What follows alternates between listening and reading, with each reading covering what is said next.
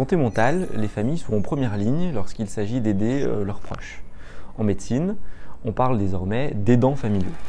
Désormais, la littérature scientifique internationale reconnaît le rôle déterminant des familles dans l'évolution favorable du trouble dont souffrent leurs proches.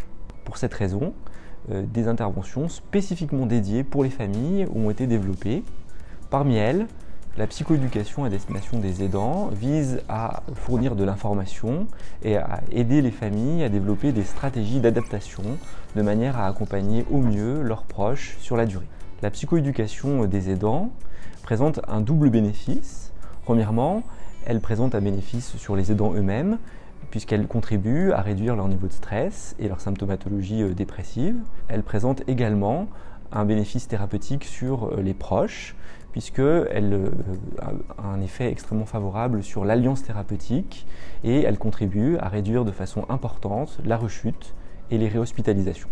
Récemment, la psychoéducation à destination des aidants a été classée par un rapport international comme le deuxième soin le plus efficace après les traitements médicamenteux dans la prévention de la rechute chez les personnes vivant avec un trouble schizophrénique ou après un premier épisode psychotique. Aujourd'hui, les recommandations internationales préconisent d'ailleurs que la psychoéducation pour les familles soit proposée précocement et le plus systématiquement possible, c'est-à-dire à toutes les familles. Paradoxalement, en France, la psychoéducation des aidants est très insuffisamment développée. On considère qu'une très faible proportion seulement des aidants, moins de 5%, bénéficient des interventions de psychoéducation dédiées ou connaissent les associations de familles. En outre, les familles bénéficient de ce type d'intervention souvent après un délai très important, en moyenne 8 à 12 ans après le diagnostic de leurs proches. Pour faire avancer cette problématique, le CLAP, Centre lyonnais des aidants en psychiatrie de l'hôpital du Vinatier, ainsi que l'association de famille UNAFAM ont créé conjointement le programme BREF. BREF est un programme de psychoéducation. C'est un programme qui est co-animé par des professionnels de santé et des bénévoles d'associations de famille. C'est un programme qui est court, donc 3 fois 1 heure. Il est accessible à toutes les familles, même sans diagnostic de posé. L'objectif est double. Tout d'abord, d'apporter des réponses personnalisées. C'est pour ça qu'on accueille une seule famille à la fois. Mais également de permettre aux aidants d'identifier les ressources qui leur sont disponibles.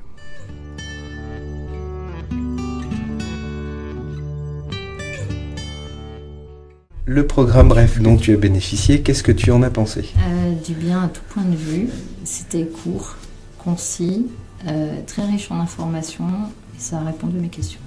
Qu'est-ce qui t'a poussé à venir bénéficier du programme BREF? Mon frère était malade depuis presque 20 ans et on supputait sa pathologie. Par contre, on n'a jamais eu de lien avec les médecins qui l'ont pris en charge à Vinatier. À l'époque, il a été interné d'office, mais on pensait qu'il était malade de cette maladie bien avant son internement, avec des phases de crise comme ça. Et du coup, j'étais à la recherche d'informations sur la maladie en elle-même et sur la gestion du malade. Afin de compléter les aides disponibles pour les aidants, l'application iBref sera une application gratuite qui peut être téléchargée par tous, qu'il s'agisse de personnes concernées, de familles, de professionnels de santé ou de grand public, et que cette personne ait bénéficié ou non du programme Bref. L'application iBref a 3 objectifs principaux. Premièrement, il s'agit de permettre au maximum d'aidants de bénéficier d'une information claire, actualisée et compréhensible sur les traitements et les aides disponibles. Deuxièmement, son objectif est de réduire le délai mis par les aidants pour bénéficier de cette aide. Pour cela, iBref propose une fonction permettant d'identifier les aides disponibles sur le département.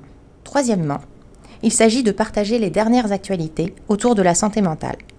Regrouper des informations sur la recherche, les innovations thérapeutiques ou les actions de communication menées par les associations de famille.